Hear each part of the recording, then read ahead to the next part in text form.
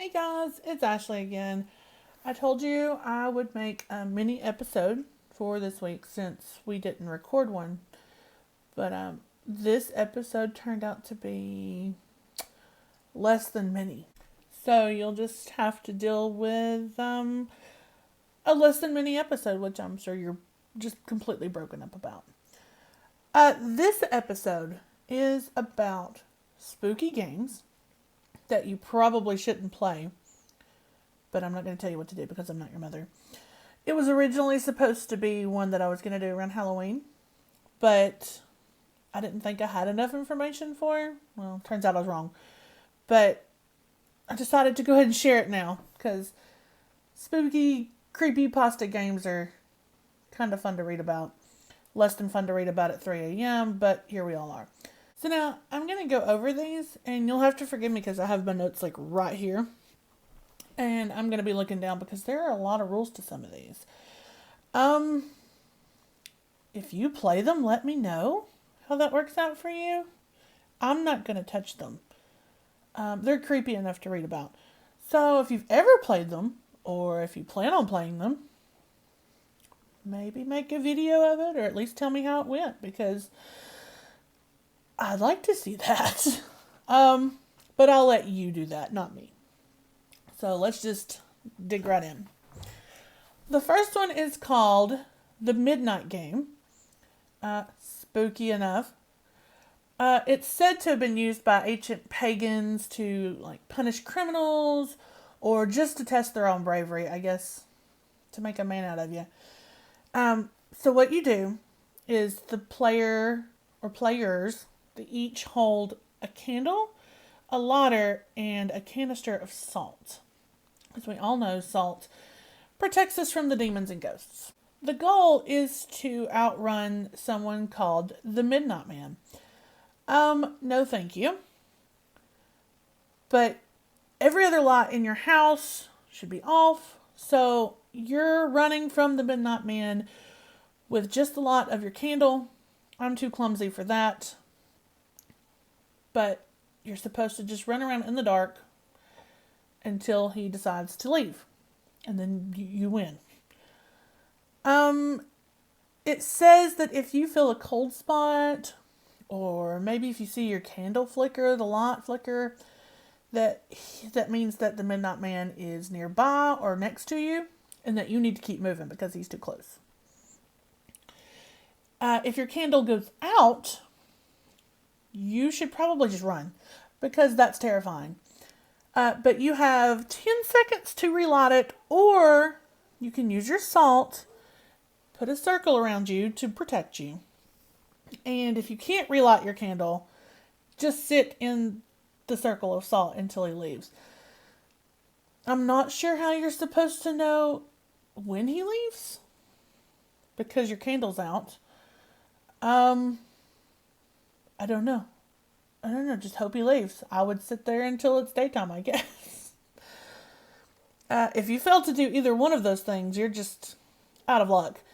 The Midnight Man wins, and he's going to haunt you with hallucinations and all the things that all your worst fears. You're screwed. You're screwed. Now, when you summon him, there's no takesies backsies. You have to wait it out till 3:33 a.m. and that's when he decides to leave. That's the end of the game. So maybe don't play the game at 7 o'clock at night, and maybe possibly wait until, I don't know, 3:31, so you only have to play a 2-minute game with him. Just my theory. Also, don't provoke him. That seems like a given. He doesn't like to be taunted or made fun of. We're talking a la Zach Bagans here, where, hey demons, it's your boy. It says that if you do that to him, he doesn't like it, and you will suffer from nightmares, again, of your worst fears, and you're just going to have a really not so cool time. People who've played the game claim to feel chills, cold spots, they can hear scratching and banging and whispers. Some people hear or see things falling off the walls or off surfaces. Some have even claimed to see apparitions of the Midnight Man, which is a tall, dark, shadowy figure. I would assume so if you're in the dark. No thank you. No thank you. But that's the Midnight Game. The next game is called the Elevator Game, which is one of the more popular ones that people have heard of, so you might have heard of it too. It was used as one of the theories for the Alyssa Lamb death, the girl who died in the hotel and her body was found in the water tower. They said that she was possibly playing the elevator game and died doing it. That's urban legend, who knows. But the goal of the game is the elevator is supposed to take you to another world. I assume a scarier world. It doesn't sound fun. It sounds kind of spooky. But if you're wanting to play the game, here's what you need. You need at least one person. You can have some other friends with you, but you all have to stay together. And you also need a 10-story building with at least one elevator. I mean, it's not called the staircase game. It's called the elevator game. So you're going to need an elevator. So to get to this other world, there's some steps. So get a pen and some paper and write this down. To get to the other world, you need to enter the elevator alone or with your friends, but like no strangers, no one else. Like someone go into their hotel room or something. No weirdos. The main thing is do not get out on any of the floors. If any of the outsider people, like normal hotel patrons, get on the elevator, you have to start completely over. So, from the first floor, you need to ascend to the 4th floor. Then you need to descend to the 2nd floor. Then you ascend to the 6th floor. Then return to the 2nd floor. Ascend to the 10th floor. And then you need to descend to the 5th floor. Now, when you get to the 5th floor, this is when people claim to encounter a young girl who will try to talk to you or ask you for help or even antagonize you. The rule is do not interact with her. Do not talk to her.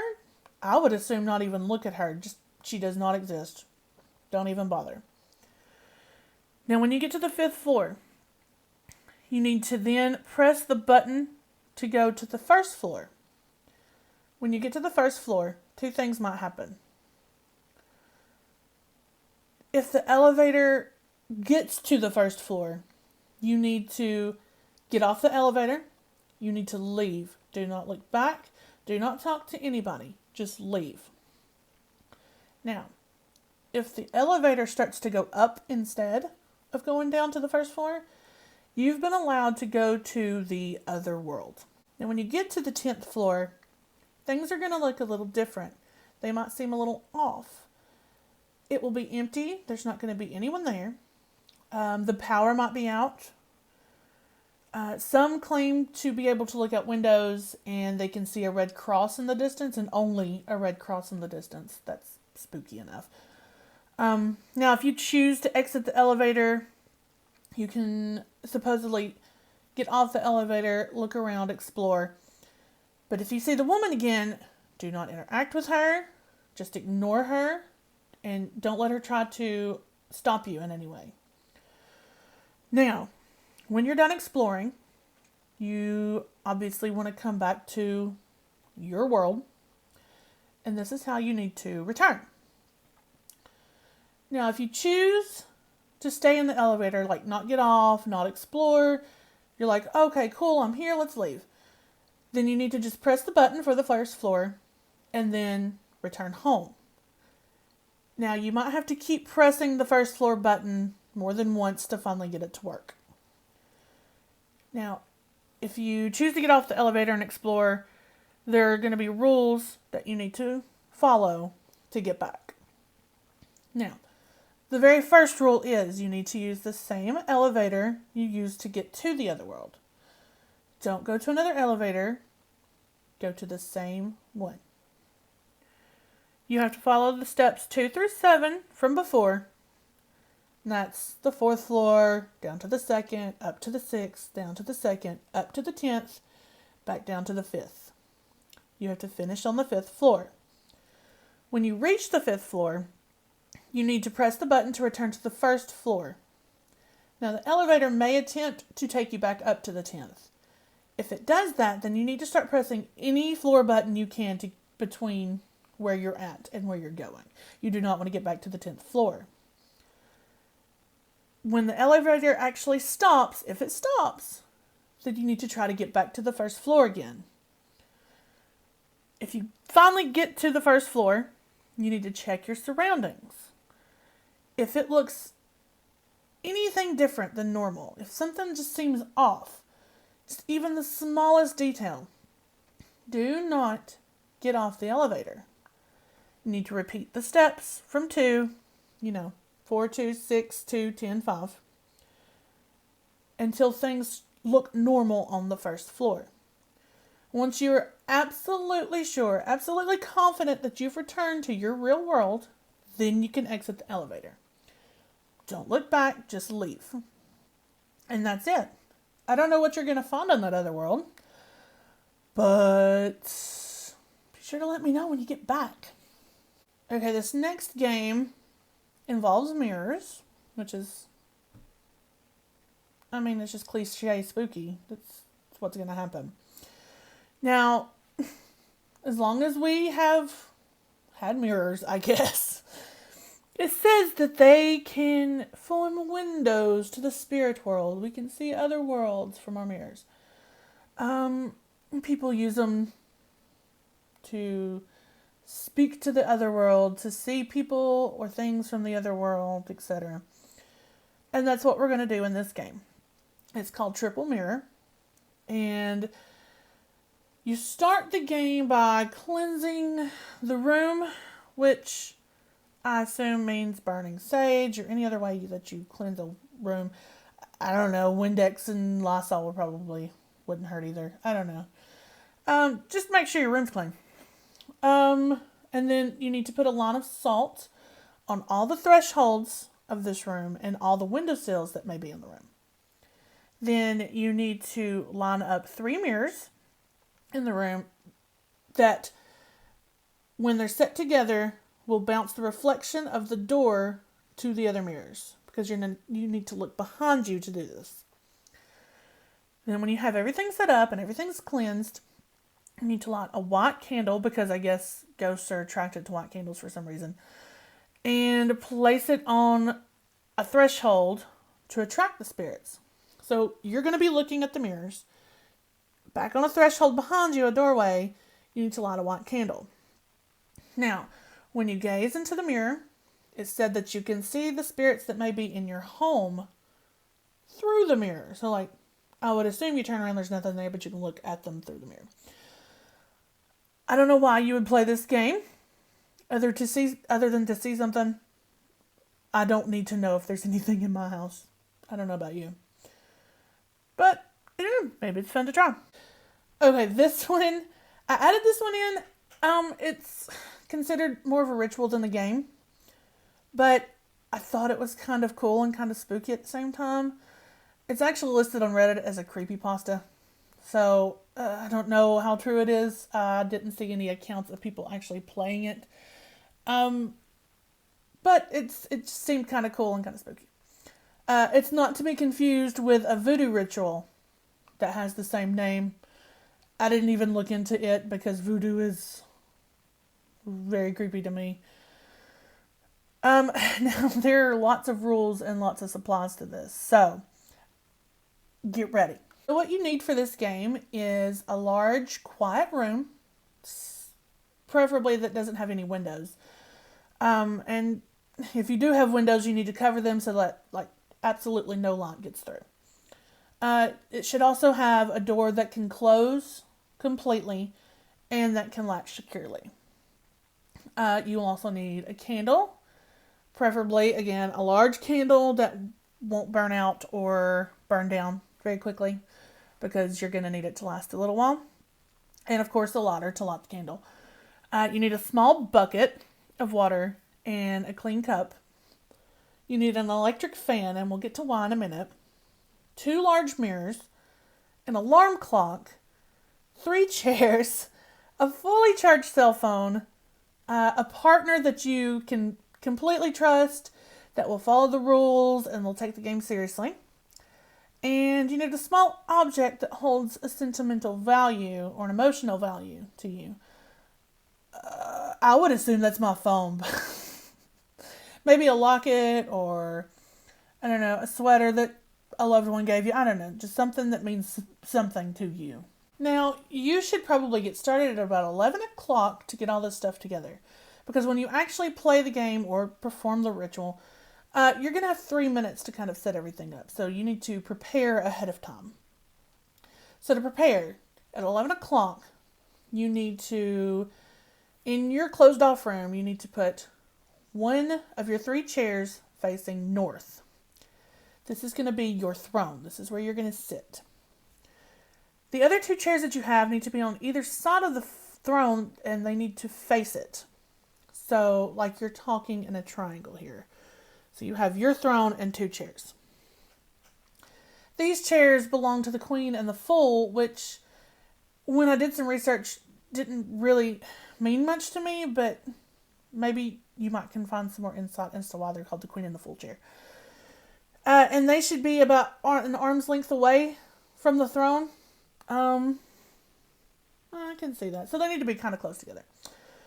Now, with the 2 mirrors, you need to secure a mirror to the queen's chair and to the fool's chair. And they also need to face the throne.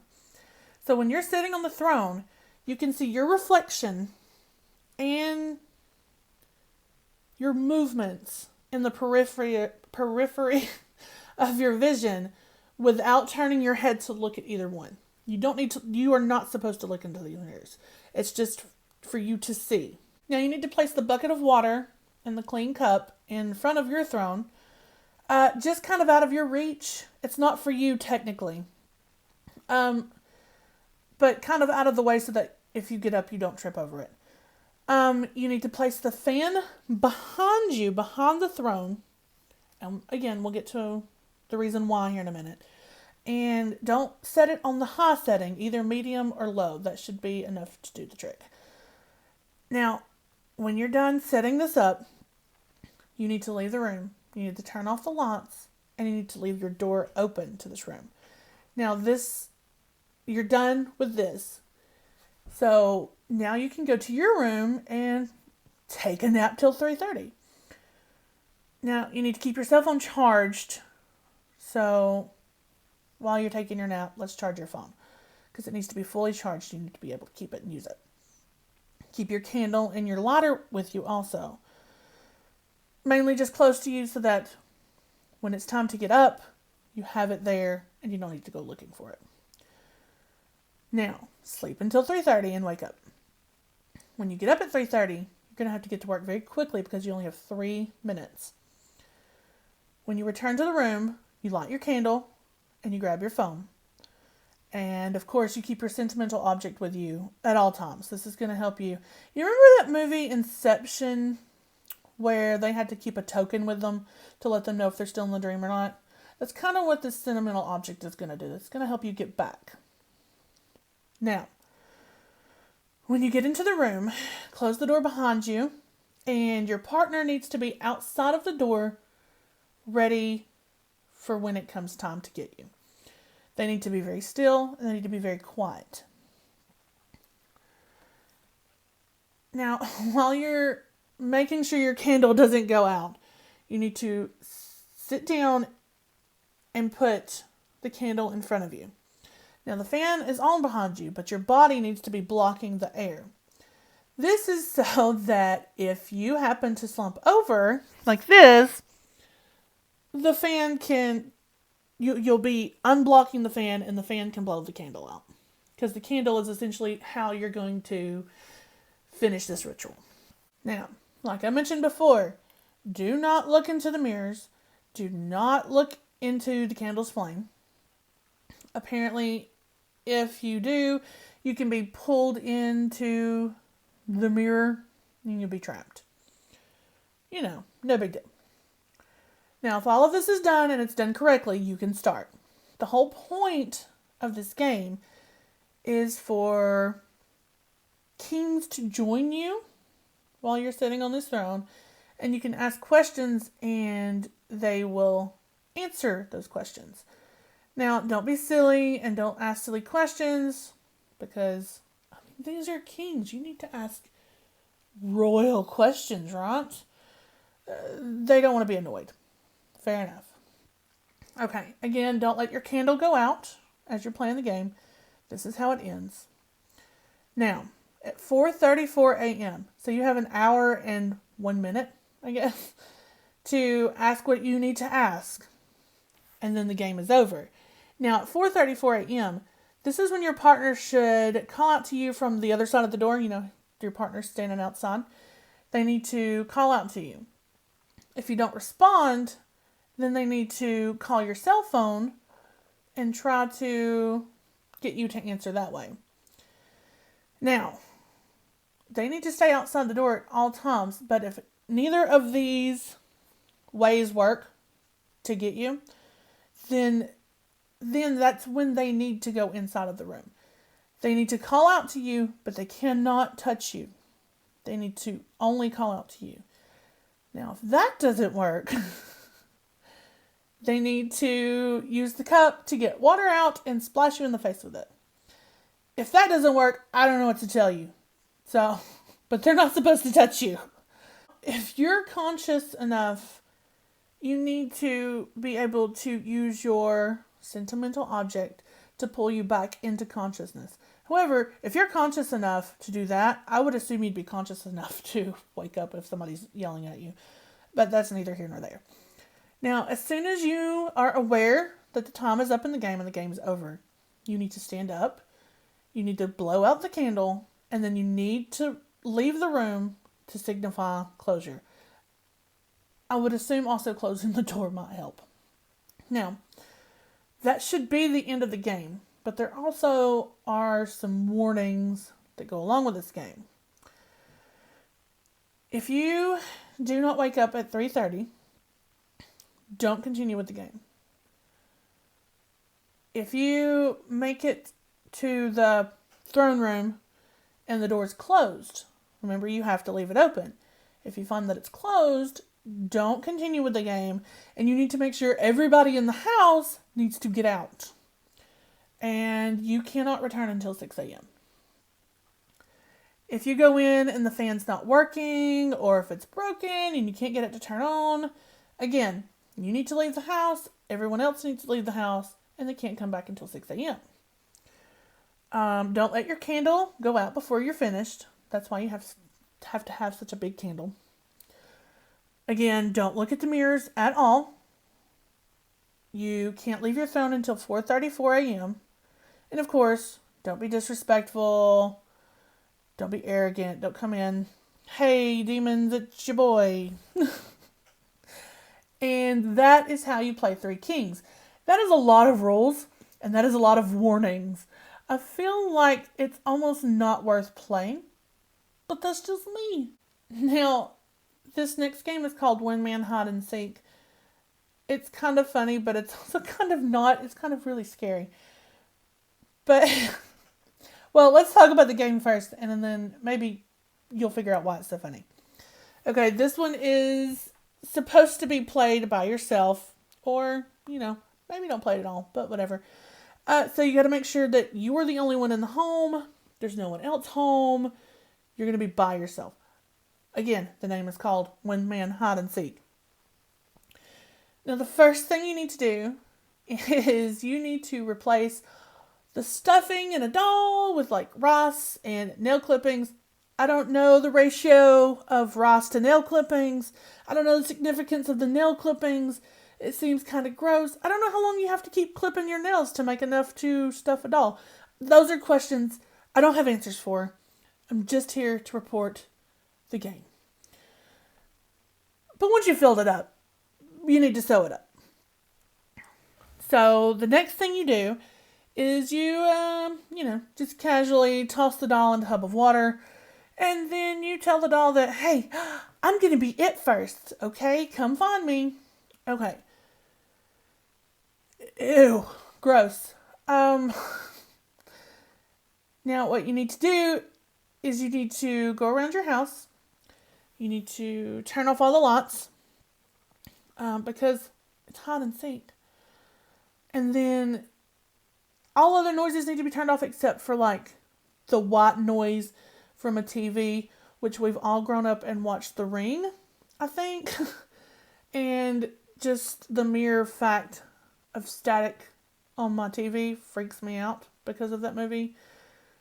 So just, bleh, that's gross. But that's what you need. You just need some white noise from your TV. Now, after you do that, you count to 10 like you would for hide and seek, which is already creepy. Now you're going to go back to the doll and you're going to say, "Found you!" And then you're going to stab it with something sharp. You need to do this 3 times. Found you, stab, stab, stab. Found you, stab, stab, stab. Found you, stab, stab, stab, stab. Now, you need to tell the doll that it's now their turn to be it. And then you leave the sharp object in the room with the doll. I've seen Chucky. No, thank you. I mean, if we're looking at loopholes here, maybe you want to just use like a straight pin, like a sewing pin. Then it won't hurt so much when you get stabbed. I'm not suggesting leaving a butcher knife, that's for sure. Okay, now it's your turn to hide. Preferably, you need to hide in a closet with a locking doorknob. Now, you also need to prepare a cup of salt water. I would assume you would prepare that beforehand, but you're going to use this cup of salt water to end the game. Now, you need to take a sip of the salt water, and you're going to hold it in your mouth, which seems kind of gross. But when you're ready to end the game, you have to sneak back to the doll. Like the doll can't find you. You have to find the doll. But I guess if the doll comes and finds you and stabs you, hey, you found the doll. But you need to spit the salt water that's in your mouth onto the doll and then yell, "I win!" 3 times. I don't know, this seems so funny to me. Also, you're going to want to burn the doll to get rid of the spirit, because you've just had a spirit possess the doll and played hide and seek with it. So, yeah, burn that doll. Now, they say not to let the game go on for more than 2 hours. That will make the spirit in the doll stronger. But I don't think I would want to play that long with a doll anyway, not a stabby one. Now, players who have played this game, they've heard knocking, scratches, footsteps, they've heard giggles, that's gross, and they've heard voices, sometimes reportedly saying, "Where are you?" And then there's also claims that the doll wasn't found in the tub where they left it. There's some videos you can find on YouTube of this. I, of course, cannot confirm the validity of this, so you're just going to have to take that into your own hands. But the videos are certainly creepy enough. But that's it. You're literally playing hide and seek with the possessed stabby doll.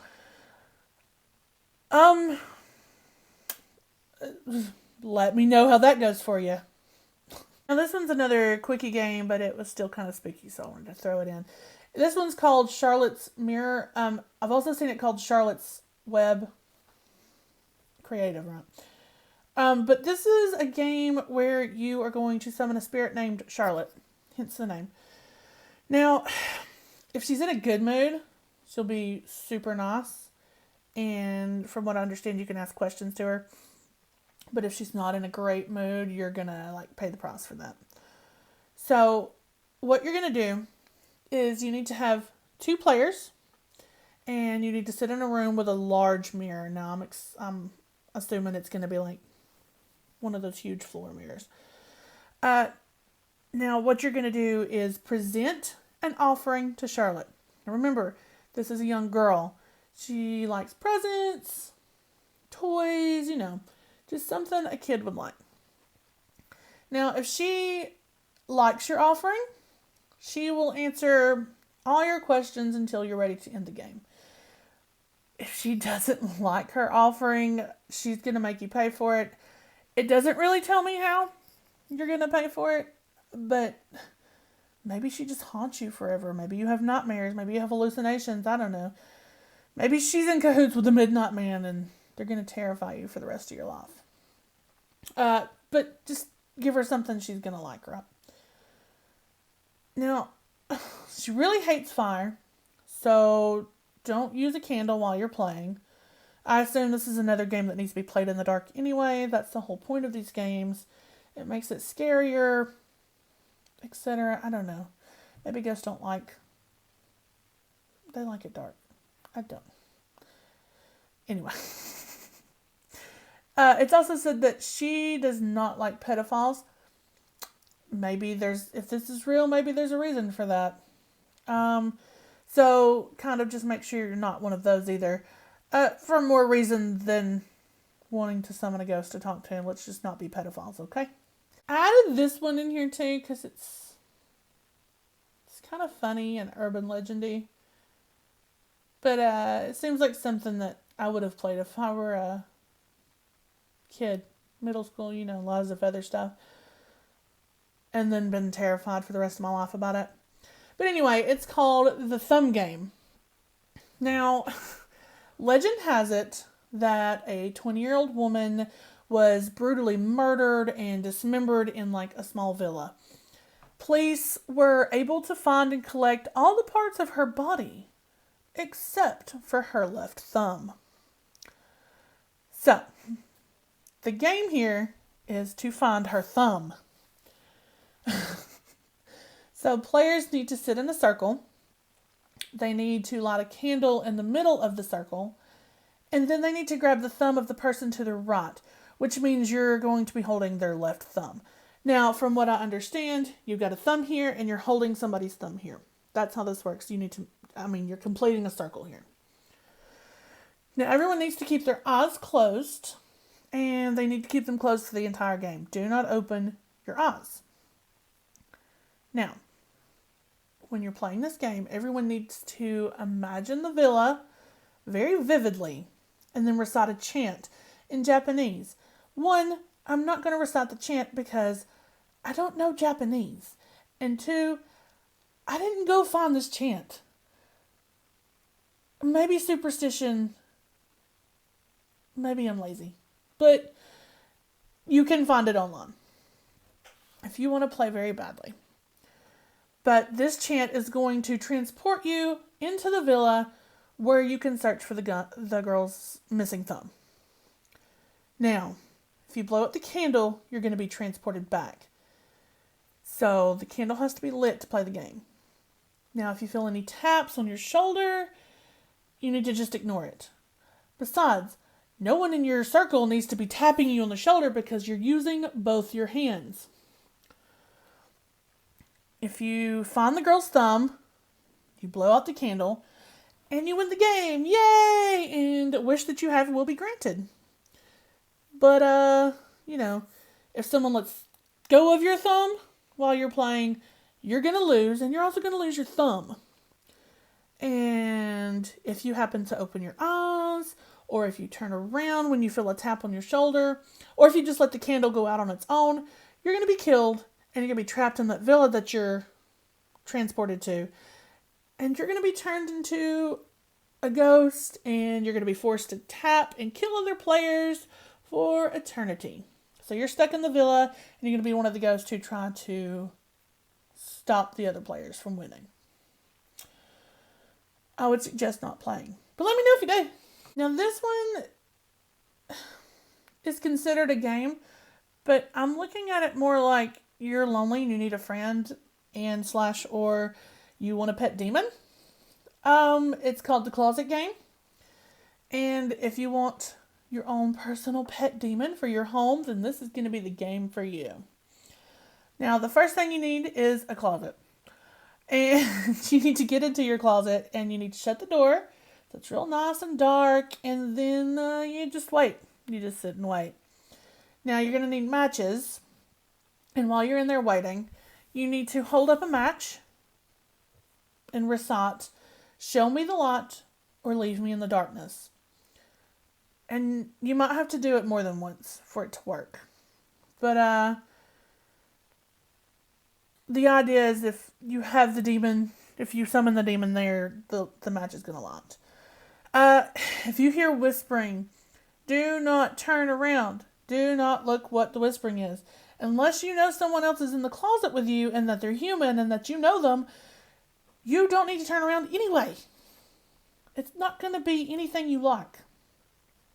If you look behind you at any time while you're playing this game, you're going to be, quote, pulled into eternal darkness for eternity. I mean, it's eternal. It just literally said it. Now, the match could light on its own. I'm going to say that's a pretty good indicator that you've summoned your very own pet demon, and you get to keep it forever. Hooray! And the only way to end the game is to exit the closet. If you had enough, that's it. That's the end of the game. You leave, and unless you want to meet your demon, I wouldn't go back into that closet. So you might want to save that for a closet you don't regularly go into. Like maybe not use your bedroom closet, or maybe not use your coat closet at home. Save it for a closet you don't use. But then you have your very own pet demon. I don't know what pet demons do. So good luck with that one. Now this last one is called Dry Bones, which seems less like a game and more like something you should go talk to a doctor about. But nevertheless, Dry Bones is a demon, and it's probably the one you just summoned into your closet to be your roommate. But either way, he likes playing hide and seek, which is apparently what a lot of ghosts and demons like to do. Go figure. I guess if you don't have anything better to do, there's always hide and seek. It's said that if you win this game, he'll be very generous with you, and you can, he'll grant you a wish. You can wish for whatever you need. But, don't go crazy with the wishes, it needs to be realistic. So, to start this game, you need to summon Dry Bones, and you summon him with a match and a bathroom, and you invite him to play hide and seek. I would suggest not using anything stabby this time, so you don't get hurt. Now, here's the thing. When you invite him to play hide and seek, it needs to be exactly 12:01 a.m. Not 12 o'clock a.m. 12 o'clock a.m. Not midnight. Not 12:02 a.m. It needs to be 12:01. Now, when you're summoning him, you need to be thinking of the wish you want granted if you win. Again, be realistic. Don't go crazy. I don't know. Would $1 million be realistic? I don't know. I want all my bills paid off. That's probably not realistic. Anyway, whatever. Digressing. So, you have to be very careful, because even apparently thinking about wanting to play the game with Dry Bones could summon Dry Bones. So just us talking about it right now could summon Dry Bones. And I don't need that in my life right now because I'm by myself. So if you think you've summoned him and you didn't want to really play, you need to leave your house until the next morning. Now, he's going to let you know he's there by, just moaning. He's just going to moan. Not creepy at all. You need to do the same thing you would do if a real person is moaning next to you, which is not make any sudden movements. But you also need to go to your hiding place. And then you need to wait until 3 a.m., which is when the game ends. He's done at 3. So you have 2 hours and 59 minutes to play this game with Dry Bones. Now, I don't know. We all know that the witching hour is at 3 a.m. I don't know what all these ghosts and demons have with 3 a.m., but that's how long you have to wait. Now, at 3 a.m., you can come out and then you can tell them to leave. Just get out of here, Dry Bones. I win. Goodbye. But that's how you win. You just have to out hide dry bones for a while. And if you win, what you wished for is going to be sitting outside of your door that morning. So, I don't know, wish for puppies or kittens or something, and then they're going to be there. However, if dry bones finds you, you lose. Because that's how hide and seek works. The problem is, no one knows what happens if you lose the game with dry bones. I guess either no one's lived to tell the tale, or someone's not talking. It's messed them up that bad. So I don't know what happens if you play this game and you lose. It's also said to not ask, or not wish rather, for anyone's death or for anyone to be hurt or maimed. Dry Bones thinks that hide and seek is probably not going to be enough to take care of that cost. So again, keep it all realistic here. I would personally wish for the game to be over. But that's just me. I would really love to know if you played any of these games, or if you plan to. Again, I would suggest whipping out your phone if you play these games. It would be kind of fun to see. And guess what? It would probably go viral because I couldn't find a lot of videos on these games. So just leave your videos and comments in the comment section if you played these games. And also want to add that I have made a teeny tiny error in my understanding of our post schedule these past 2 weeks. As you know, we didn't post an episode this past week, but next week is actually Christmas, and we're also not posting for Christmas. Don't freak out on me. My fault. I dropped the ball when I posted this past week about next week. But don't worry, because I'm going to make you another mini episode. It was originally supposed to be a holiday theme episode that I wrote it for, but now I'm saving it for Christmas for video. So, I don't know. I think you'll like it. I think you can probably guess what it is. But until then, I will see you next time.